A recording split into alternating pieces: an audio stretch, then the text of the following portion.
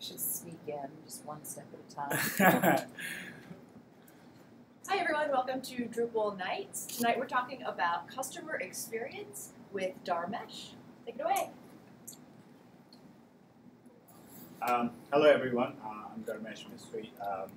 Well, what I'm going to talk today is about customer experience and why is that important in thinking about customer experience in a more strategic way.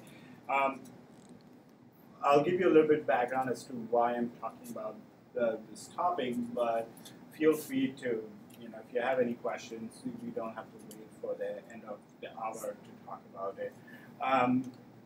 What I do now is that I'm more of an experience consultant at Liberty Mutual Insurance. They're based in the Boston area.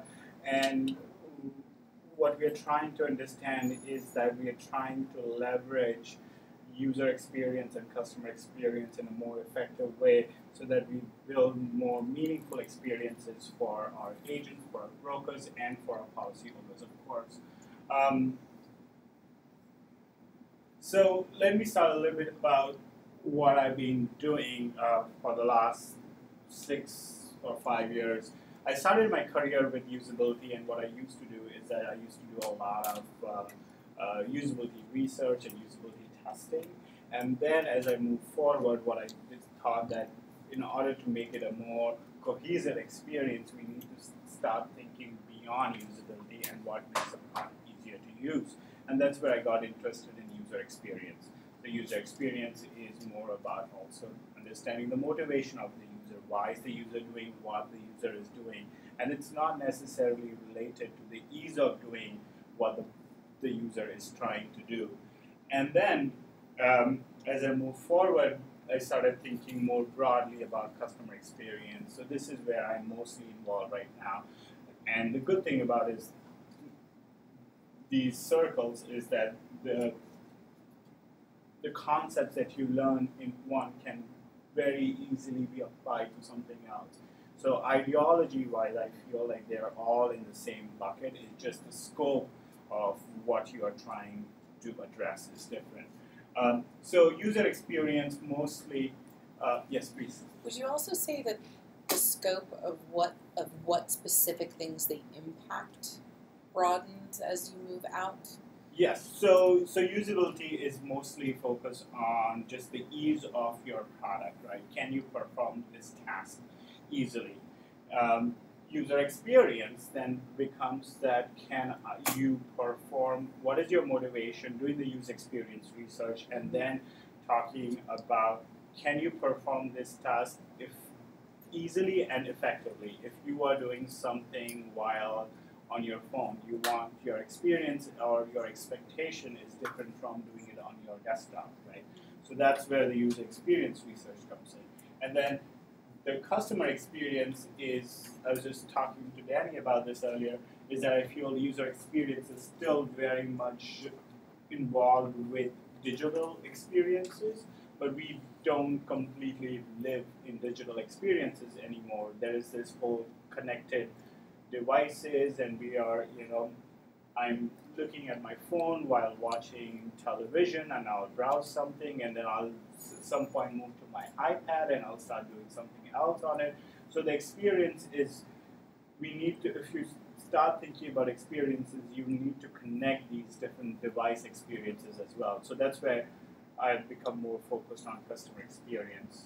I'd also say that customer experience isn't even just about digital or devices. It's about, so for example, JetBlue is known by Forrester as one of the customer experience leaders, and it's almost every interaction within the service.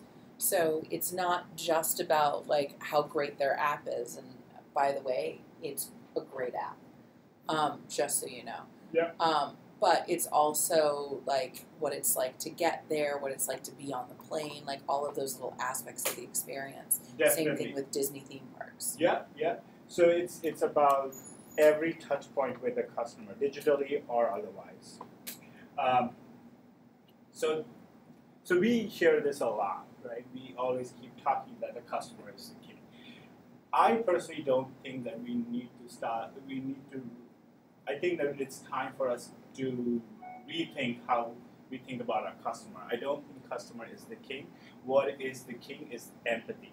Having empathy for your customer, and that customer is probably, you can use it broadly, is that your stakeholder is your customer, your agent is your customer, your broker is your customer, your policy holder is your customer, the receptionist outside, she's your customer. So it depends on every touch point, and you need to really imbibe this story that if you want to build meaningful experiences, how are you catering to all these different people? Think about it if you're hosting a party for your friends and family. Are you going to say that, oh, the party is for Kevin, so is only Kevin the point of object in this entire episode, or is it all my attendees are also, like, do I need to give equal hospitality attention to other attendees who are coming to the party as well, right? So it's a very basic concept, and it takes a while because it's, we need to start educating our other stakeholders that we need to start with the user, and then we need to go with the broader theme. And in the customer experience world, last year, 2014, was the year of the empathy, right?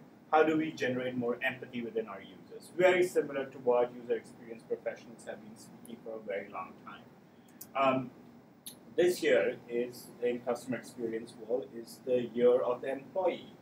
Like, you've started to take care of your customer. Now let's try to absorb and include your employee as well, because depending upon your employee's motivation, it is going to determine how they are going to react and interact with your customer.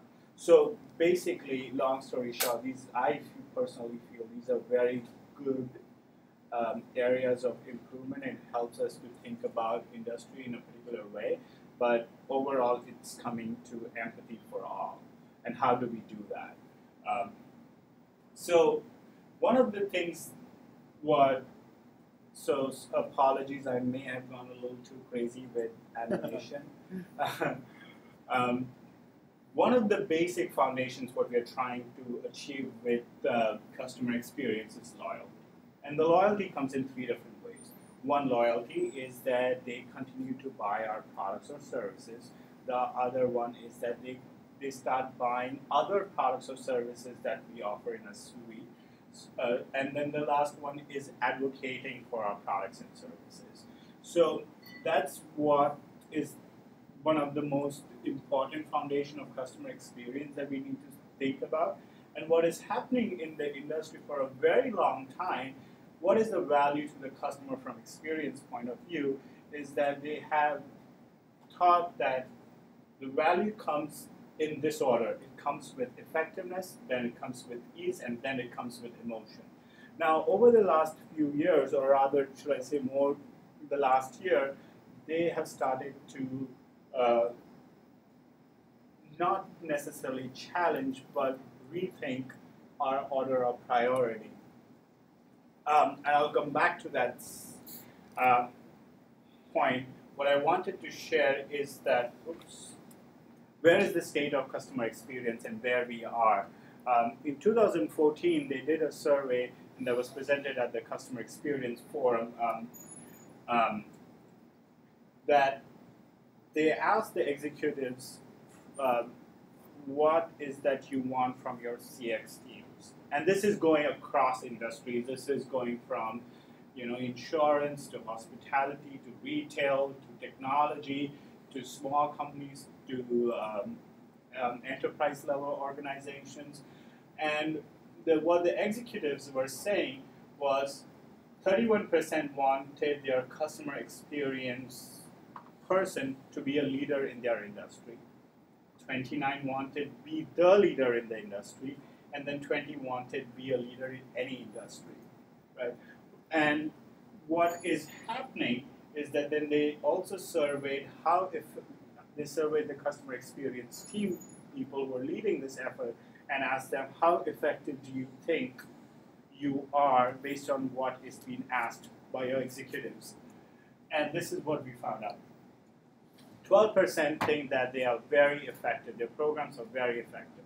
3% said that they were extremely effective. So if you think about it, in total, 80%, the ask is for 80% be a leader in your industry or in any industry, and then only 15% think that we have the right infrastructure or things in place to make that happen. So going back to 2 points, I talked about the order of importance of effectiveness, ease, and emotion, and the second one is this disparity between what is asked and what people think. Of course, these are all self-reported metrics, so think about it the way you think about self-reported metrics. But one thing that you have to start thinking about why customer experience and user experience is more or less the same is that the user experience principles that apply in your organization may not necessarily apply in my organization, may not necessarily apply in another financial services industry which is very similar to mine. Because everyone is different and the infrastructure is very different, the culture is very different, and it takes a while to figure out what works best for your organization. There is, unfortunately, not that I know of, a formula that can work across. But there are guidelines that we can follow to make that happen. So one is the lack of, the one-size-fits-all kind of an approach. The other one is starting to rethink the order of importance. And, oh, sorry, there's a typo there. So, actually, no, this is right. So this was in 2014. They said that emotion is slightly more preferred in terms of value to the customer from experience point of view in 11 out of 17 industries. And this year, actually, maybe right now, they're talking about this in the Customer Experience Forum 2015, is that they've changed that number to 16 out of 17 industries. So it's very likely that you are working in an industry where emotion is preferred more than, at least slightly more than effectiveness and ease. So what do we mean by emotion? What can we do with emotion? When we talk about emotion, a lot of times what we think is emotion is considered to be a negative connotation in our space, right? Like we think you don't want to be emotional at work, you want to be professional, but we are human beings, we are emotional people. So how do we start rethinking the words or the meaning that we're associating to the words? And more importantly, how can we bring that value of emotion to our experience? And I'm going to talk about 3 different points that will tell that how emotion can help make or break your experience. One is thinking and doing. So there was this research study done, is that when you start thinking about doing an activity, and when you are doing an activity, it kind of activates the same part of your brain. So it more or less, if you think about it, when you think about like, oh, I'm going to eat pizza when I get home, and when you eat the pizza, the pathway has already been formed in your head. So you want to, with your brand management or when you're working with industries like consumer goods, you want to engage that part of your consumer. And like, how can we help create these pathways in their heads? Or when you talk, it's more of a model for engagement. If you're related to any sort of engagement in your experience, then you should think about this in that way. The other one is manipulating. Probably not the right choice of words on my part, but Danny was talking about the Disney parks, right? What they do is that when you get there, they tell you that, hey, time to wait for this ride, 30 minutes. Maybe the ride might not be 30 minutes. It might be only 28 minutes or 27 minutes, but it sets your expectation that I'm going to wait for 30 minutes. When it becomes less than 30 minutes, you actually feel better about it. It's like, oh, that's amazing, that's good. You know, the personal example, I was not going to buy an Apple Watch. I did not think I had a need for it, and for the first week when it came out, when they started pre-ordering, I would go and look at it and admire it.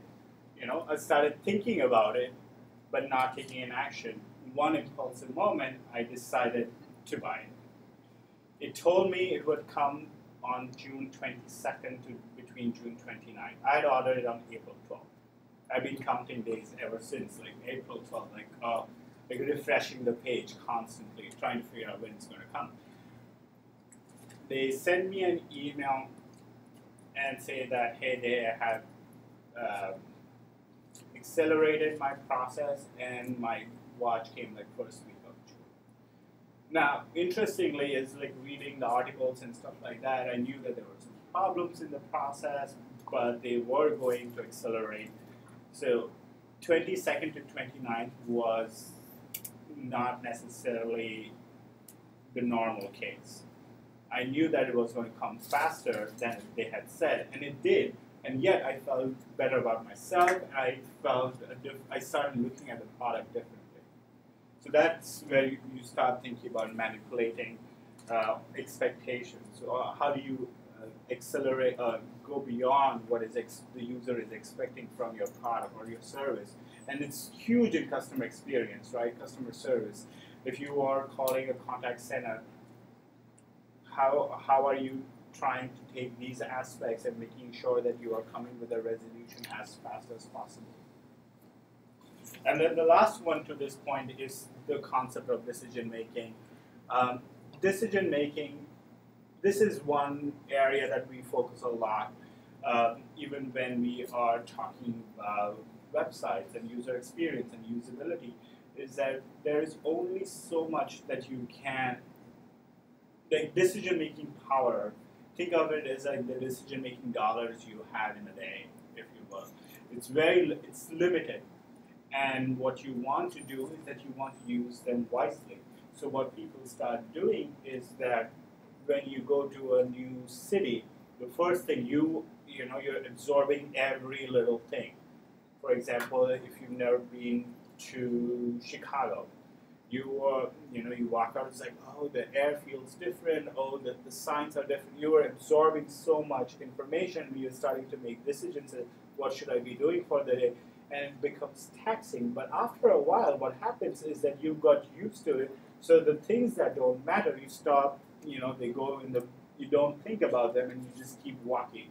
I know that the coffee place is 2 blocks and then take a right. I'm not going to spend too much time thinking about or making decisions or absorbing every information that is from me and my coffee shop. The same happens with experience. What we want to do is that we want to acknowledge that decision making is a limited pool of resources, and we want to effectively use them, not just for ourselves, but also for our customers. And these are sort of abstract topics, if you will, but when you are working with your customer, either be designing, either be developing, you will realize that you are hitting on one or at least one, if not all of these points, and what can you do to make that change happen.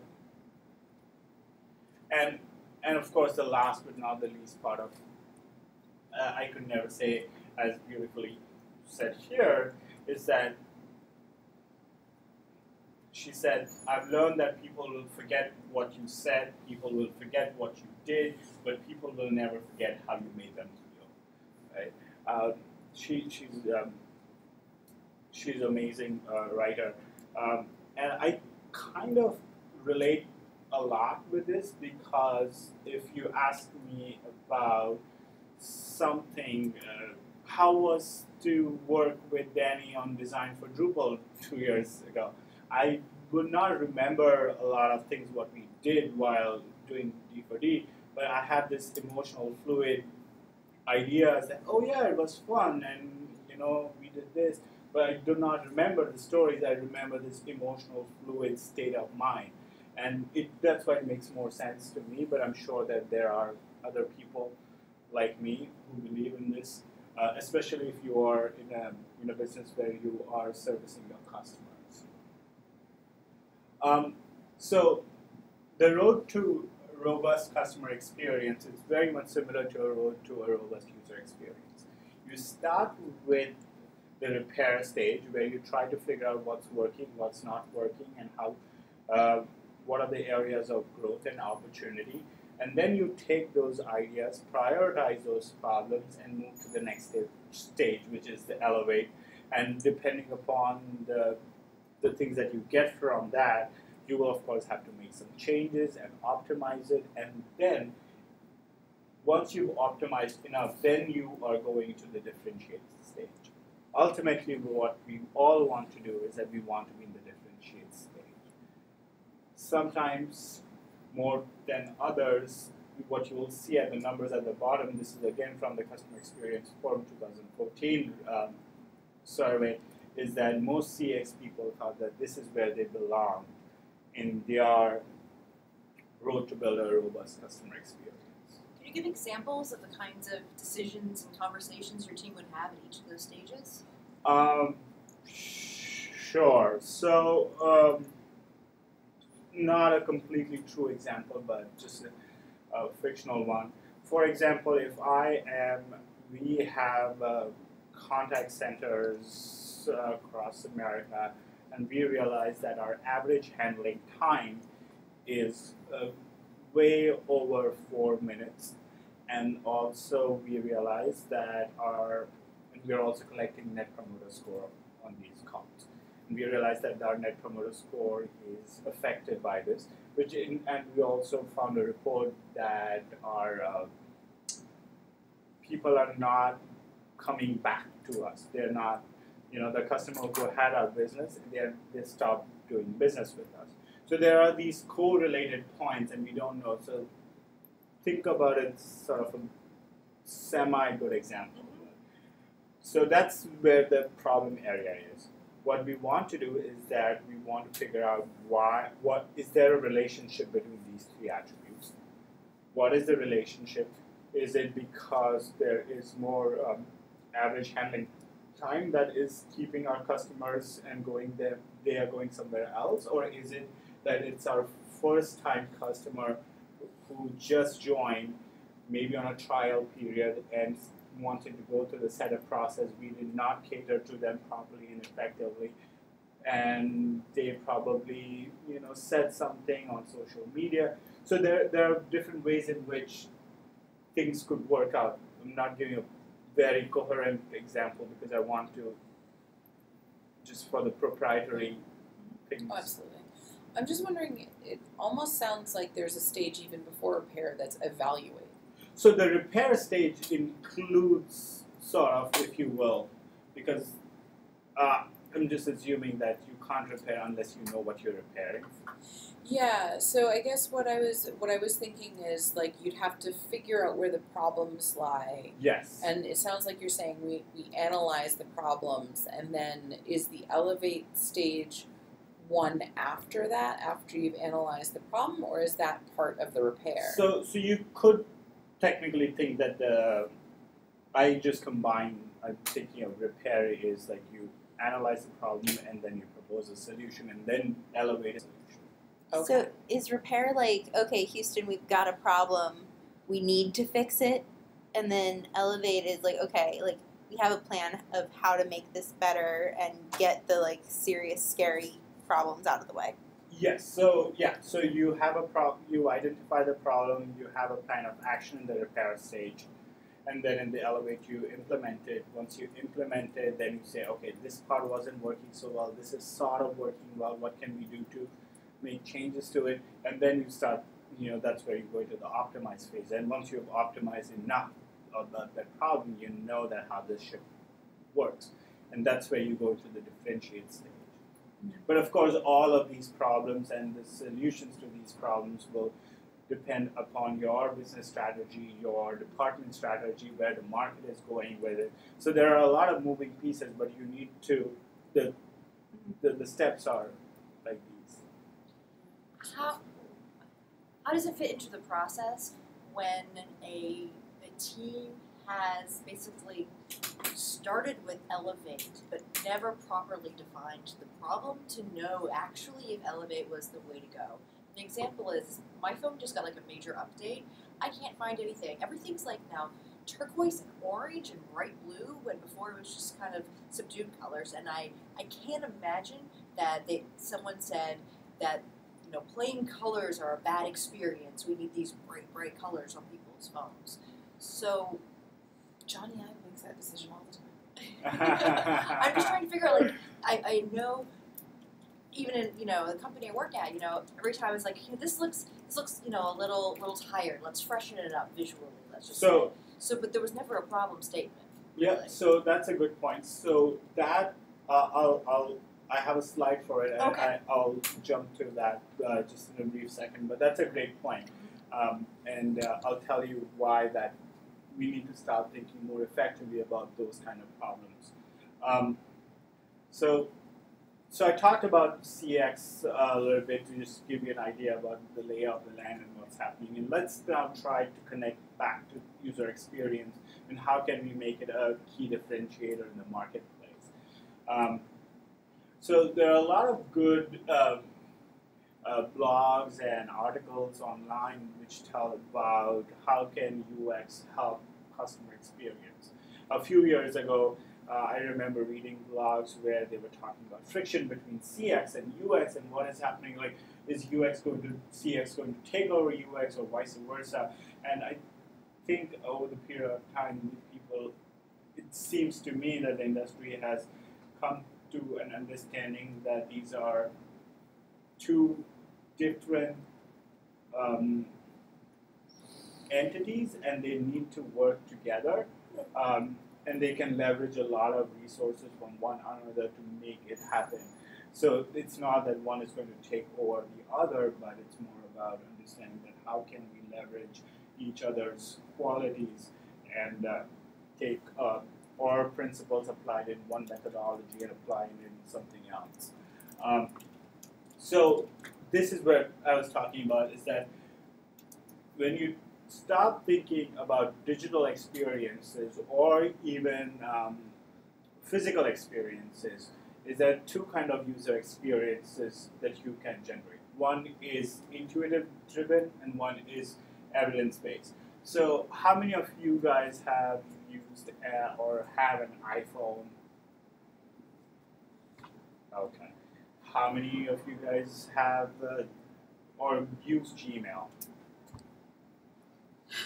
So, one of the examples that I talked about is intuitive-driven user experience. The other one is evidence-based user experience.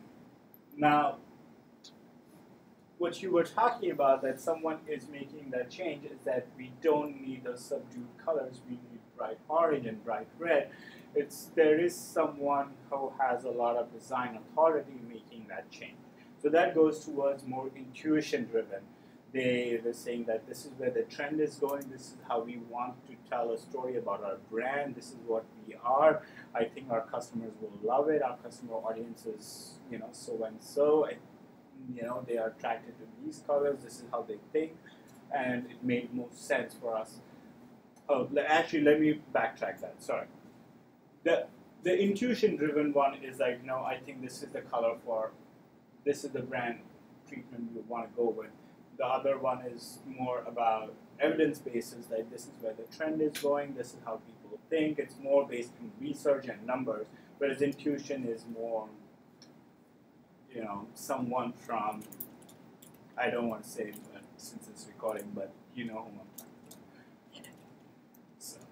So if you think about, there are these two very different examples of iPhones and Gmails and the quality of user experience associated with it. And if you are working, depending upon what you're working, right? If you're working for consumers directly on the internet, your experience might be somewhere here, hopefully. And if you're working for enterprise applications, a lot of times what you might find is that your experience is probably here. And why is the reason that this is happening is because for intuition-driven experiences, you need a certain kind of skill set. For an evidence-based, you need so much infrastructure. You need analytics, and you need to figure out that your tagging is proper and you're using dynamic tag management or whatever the next cool thing is right now, and then take that data, figure out that what is your engagement model, what is that you want your customer to do, and why is that the customer doing what the customer is doing, and based on that make changes to the design. Now, a lot of times what you may find is that you might be somewhere here in this area where you sort of have some skill set with intuition, you have some data with analytics, but you don't have enough people or resources to figure out, to tell a complete story. So in those cases, I personally believe that you want to start with the hybrid approach. You want to leverage the skill sets from intuition-driven designs, experiences, and evidence-based. And then as you mature with your organization, you want to say, okay, let's make a decision that we want to go this way or the other way, and why it makes most sense for our organization to do that. So, what I find so interesting with your examples is I'm sure very, very smart people on both sides came up with this is the direction, and I'm sure as a new consumer, I would love that decision. But as an existing consumer, when you change the label on my favorite shampoo, I am now displeased. My experience has been like ruined, and I actually switched brands because I'm like, oh, that's not the same thing. I'm going to go find something else. So in an effort to make a wonderful experience for new customers, you kind of depleted the experience for existing. Yep, so that is one problem that we face day in, day out in my work, is that we're trying to make the experiences easy and effective, and now we're trying to bring a little bit of emotion. But there is a particular demographic that we have products for. They have used this product for a very long time, and they use products like ours with other competitors also at the same time. So they cannot. It's having them to learn something new is a big barrier to adoption, because we don't know if they will stop using our product. So we have to be very cautious about making that change. And what we try doing it is that we want to make improvements, but we want to make incremental improvements. We want to make small changes. We don't want to overhaul this whole, the next day you come and the whole system looks different. We don't want to do that. Also, what we think is, in my organization, what we started to think about is that you show a product to someone, and they, at least one demographic we feel might happen is that you show a product to them, and they said, oh, okay, I don't like this. And we probably may have made changes over the last 6 months, but once they've made their mind, going back to decision making, is that I made that mind, I tried that product, I didn't like it, I'm not going to go back to it. So that's where it becomes very complicated, is that how do we tell that demographic customer that, hey, we made changes, maybe you should want to give it another try and see if it works for you. But that's where, again, going to the human behavior, that I made a decision, why do I need to constantly keep making that decision again and again? So that's the tricky part you want to make. So you want to make those incremental changes, small enough that you think that there is something different, but not enough that you don't know how to deal with it. So small learning curves versus huge learning curve. But it depends on your organization, your customer, of course. It also depends on the types of tasks that someone has to do and how often those tasks are performed. So one way of sort of getting at that is observing people doing work. So, obviously you guys have something that's like very functional, and it is something they work in their everyday lives. There's one task that they might have to do every day versus a task that they have to do like once a month. If they have to do it once a month, they probably have like a whole cheat sheet of stuff that of steps that they have to go through that they've memorized, and you can use those things from observing them in your environment to understand where you have to make changes. The big thing that people, the big thing that happens is that people build up this knowledge of how to use a system with use. So Windows 8 is a great example. All of a sudden, Windows 8 is launched and there's no start bar. You've got all these tiles. And nobody could figure out how the hell to use this thing because everybody was trying to figure out where a start bar was. And the first major release that came out after Windows 8 brought back the start bar.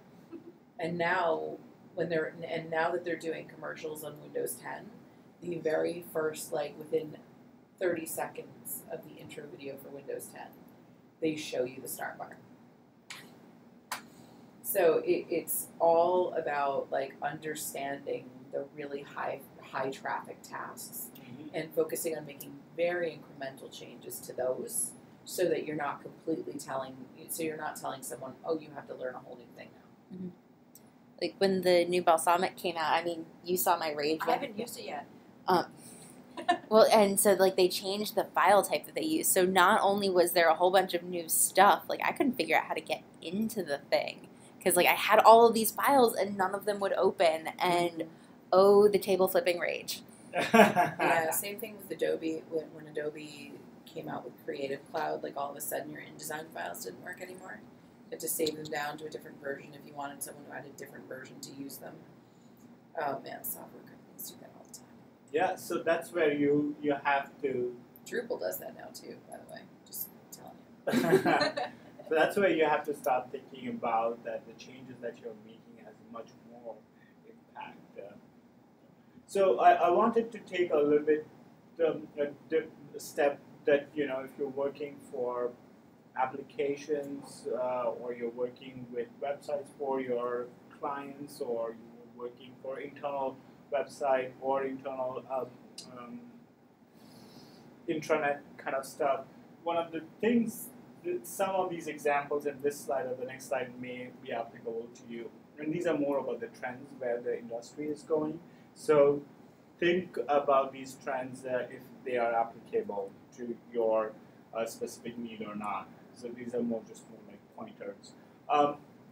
One thing that we find very, very becoming more and more important in the marketplace is integration of digital and physical experiences, right? I was reading this study which said that 90%, if 90% of people had a smartphone, 50% of them are going to use their smartphone while watching television. Right? That's a big number. Now, what are they doing on it?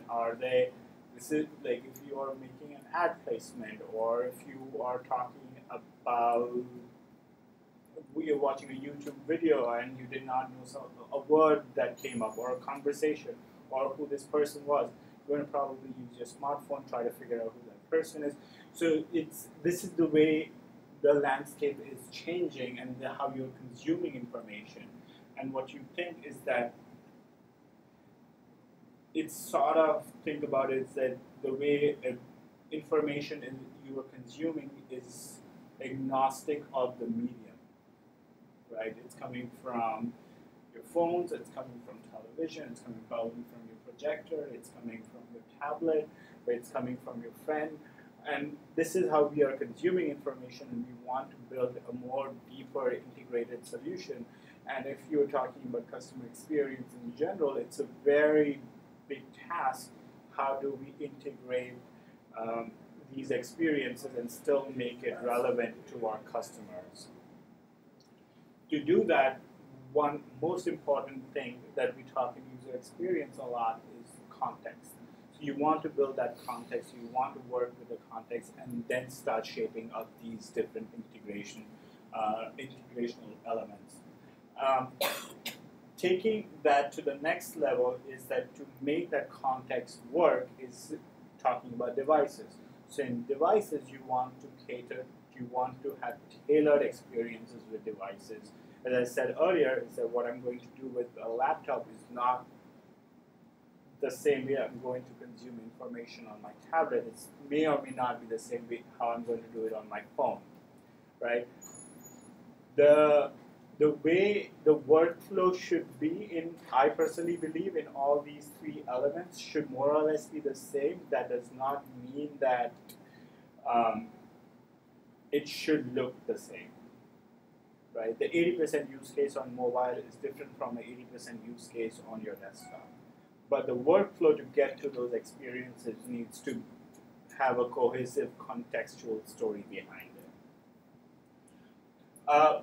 This one may or may not be applicable. I thought it was an interesting trend. It is segmenting applications. So you know now Facebook, maybe a couple of months ago, or maybe more than that, they asked that you need to download the Messenger app from your Facebook app. So now there's the Facebook app, there's a Messenger app, and there are all these other Facebook-related apps that you can download, and they work in different ways. And then Google also started doing that, right? I think they have different for docs and sheets and stuff like that. So the interesting thing is that even if you're not working in those industries, is that they might, how they are segmenting their applications may down the line affect your business. So we need to be just aware about it, see that it makes sense. Is it working for them? Is it not working for them? And then we can, down the line, see if we want to make those changes or not. There was a lot of times a few years ago, I remember there was a huge push to integrate everything into one application. One mega application for everything. Stop shop. Oh, you know what I'm talking. Yes. And now they're going with the reverse one. So it's very interesting. It's interesting with these technology trends. I think in terms of it relates sometimes to fashion trends, because fashion trends keep changing by seasons, and now they have these micro trends where fashion trends change every 2 weeks. So what does that mean? And is it working for them? Is it not working for them? The interesting part about learning about these trends is that you don't have to only rely on technology to make those and adopt those for your experiences. It could be from fashion, it could be from insurance, it could be from local mom and pop shop and how they run businesses. So all these principles are there outside. We just need to make sure what works best for us. These are more design-related trends, mostly if you are creating microsites. The evolution of scroll. Now, there's a lot of always hot topic to talk about scrolling and versus clicking. One thing that people have started to think this year is that scrolling is a continuation of absorbing information, whereas clicking is making a decision. Decision making is hard. We have limited decision making dollars. So what we want to do is that in some context we want you to feel that you are still absorbing information. Maybe that one piece of information translates to something else, but then call to action is more decision making. Buy now, try now. So we want to start thinking about it more effectively as we design these experiences. What people want is personalized experiences. I know Forrester a few years ago, they had a very, I think if you went on the homepage, it was like, are you a C-level person? Are you an analyst? Are you what? And based on what you select, you get more relevant information to your needs. And that's what people want. People sort of think that I don't want to go through information that does not make sense. So that's the tricky part, that how do you want to leverage your cookies, or how do you want to leverage things that you know about the customer. Of course, privacy of the customer is very important, so that's the push-pull there too. Yeah, I was going to say, like, how do you know where that line is of personalizing and making it more wonderful and be creepy? Like Google can make you feel like, wow, things show up on your calendar because it was in an email, and like it just knows too much sometimes. So where is that line? And I know that keeps moving probably. The line keeps moving, and the line goes back to one of the things for us is very important in financial services is the emotional value of how the agent, of how the customer feels towards us, right? It comes from trust and responsibility, and we want to make sure that we are not the creepy person, but at the same time they want us to understand. So there is a lot of back and forth going on, and it goes back to the step that we do not want to hurt the experience. So what we try doing is making those iterative changes. We don't want to move a massive ship like, and I personally think that that makes more sense for larger organizations. For smaller organizations, there is always pilots you can start doing. You can do voice of customer where you show and present to a small bunch of people, get an idea about what people think, and then start implementing those techniques. So going back, it goes back to again the whole concept of user experience research, right? Where we're making a change, we go back to the customer, we ask them what they feel about it, why they think, and then we also adopt analytics on on that layer, so we know that they're using it, they're not using it. If they're not using it, then we go back to research.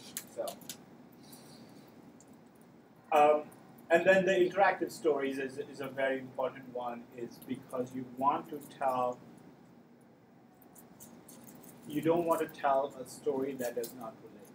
You want to always tell a story that relates, a story that is meaningful, impactful, and worthy of sharing. Meaning, and the other thing is that you want to tell the customer things that are relevant to the customer, right? If I am going, if my audience is not a tech-savvy person, and I say that, hey, we are switching from this technology to that technology, it doesn't really make a difference. Then what drives the customer? What drives the customer? We want to tell stories accordingly. And we want to simplify those experiences and stories. A story, it can be simple. It does not need to be complex. The other thing with the stories, I think it might be in the next one, I'm not sure. But definitely the micro interactions, right? The VP of design at Google last year in August, he was talking about how you are going to see a lot of micro interactions coming into your consumer electronics or consumer devices. Now you see if you have Lollipop on your phone, you know how you make one. How do you say this? Swipe. Swipe. Yes. One swipe, one small swipe, you get a little bit of information. 2 swipes, or you swipe what you've already swiped gives you more information. So it's more funnel effect to how you're absorbing information. The interactions are very useful if they're done well. Otherwise, they could be very annoying. If you have to do an animation, the animation looks cool for the first time, but if you have to see that animation every time do something, then it is just frustrating. And then this is applicable to everything what we want to do, right? Because the whole cycle of this is that you make a change, you implement it, you track it, go back to the board, figure out what's working, what's not working. So you have to monitor the user experience. The way you do it, I personally am a big advocate of doing it, is that one element is market research. If you have in your organization the infrastructure in place, if you don't, you can always, the other element is user experience research, right? Talking about effectiveness, talking about ease, and then the last one is analytics that gives you a broader general idea of where things are going. And then these are more design trends. That's what is happening. So if you are working in building microsites for your customers, or if you're making ad campaigns, then these are the things that is working in the industry, or this is where the trend is going. I'm not saying that doing this will help or hurt, because there is a bigger story that we need to tell. But the one thing I want to talk about high impact imagery is that as our stories are getting simplified, our images are getting more rich in content. And you want to, if you think about advertisements, right? It's all very visual, but think about the Apple one, shot on iPhone 6. Doesn't say anything. Even the shot on iPhone 6 is probably at the bottom or the top. It's small, but it's just an image that speaks to you. So there are very different subtle ways in which they're trying to create that brand experience. And even if you are not creating an brand experience for your customers, you are working on some element of experience while you are writing a note about training for Drupal 8. Right? It's an experience. It's how people are absorbing information. Material design from Google, they're doing some good work there. And then, of course, the card and tile navigation, Windows 8 started it, but now it's getting more and more mainstream, especially in microsites or ad campaign kind of websites. So. Can you define what you mean by a microsite? A microsite would be, let's say I am running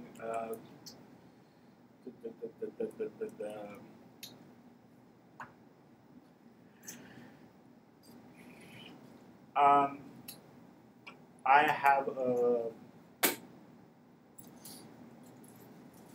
All right, trying to think of a good example. Clearly, I'm going to bomb this one. All right, I work for a big company. This is what we've done, and then for this summer, what we wanted to do is that we wanted to have an ad campaign to tell people about. New product. Not even new product. More like, yeah, it could be a new product, but it could be more like brand awareness, right? Or it's that we are here to help you. Like tick bites is a big thing in the summer in the New England area, for example. Just making this up. But it's like, oh, we are coming up with a new platform for you to research information and figure out that you are safe and you are enjoying your barbecue in the most effective way and you don't get a tick bite. Just making a terrible example of this, but then what you do is that you have an ad campaign for this, you have a website for this, you probably employ an ad, like someone like Hill Holiday or someone, and then they create that experience, the website for it. It's a simple WordPress, Drupal, simple site, and it goes down in 3 months. And then there is, in the fall, we have a new campaign, and we want that to come up. And we want to drive people there. And then, so these are short-lived websites, and they're always catchy. Yeah, and they're usually like one or two pages. Yeah. I often call them. I also call them landing pages sometimes because they'll often be synced up with like you do Google AdWords or something like that. You do a sponsored result, and then you end up going to a specific landing page. Is that similar to a splash page too? Splash pages are usually like placeholder pages if the site is if they're more of like the build construction worker of the web. Yeah, these are microsites. Their intention is that they're short-lived. They have. The ultimate goal is to drive the traffic to the parent site, but it gives a more element of, or a little bit more personality to the page. And it's more hip looking, more cool, more stylish. And then once you get drive into the ones, it's more conservative or more robust. So, I think that's it. Oh, yeah, the summary. Basically, what you want to do is that how you want to make customer experience. I know that I'm going over. It's 8 o'clock. If you want to make customer experience as a strategic differentiator, I personally think you need to start doing is that you need to start absorbing the concept of empathy for your customers. And you could be a designer, you could be a developer, you could be a product manager, you could be an HR person, you could be anyone, but the empathy to your customer, if you don't have that empathy, I don't know if you can make justice to what you really want to do. And you want to invest in the concept of emotion and understand why is that the person doing what the person is doing and build an engagement model along those lines. Just because someone is spending more time on your product does not necessarily mean it's a good thing. Figure out what is right for your product. It might very well be that they wanted to buy something and they could not buy, and that's why the numbers are so high. So it's probably, you want to understand the emotion, empathy, and then take actions and go into the elevate stage. Depending upon your organization structure, culture, resource, and you want to implement the right ideology. Do you want to have an intuitive driven user experience or evidence, or a little bit of both? And then of course you want to, if this is applicable in your organization, how do you integrate multi-channel and multi-screens? Even if multi-channels is not, multi-screens is definitely a part and parcel of every technology organization. And then of course, you want to be aware of the design and engagement trends happening in the market, but not necessarily have to adopt them. This is again, make sure that this is what is happening. Can we learn something from this trend? Does it align with who we are as a person? Are we that cool and hip and trendy person, or are we more robust or more serious kind of a person, and align back to your brand? So that's it.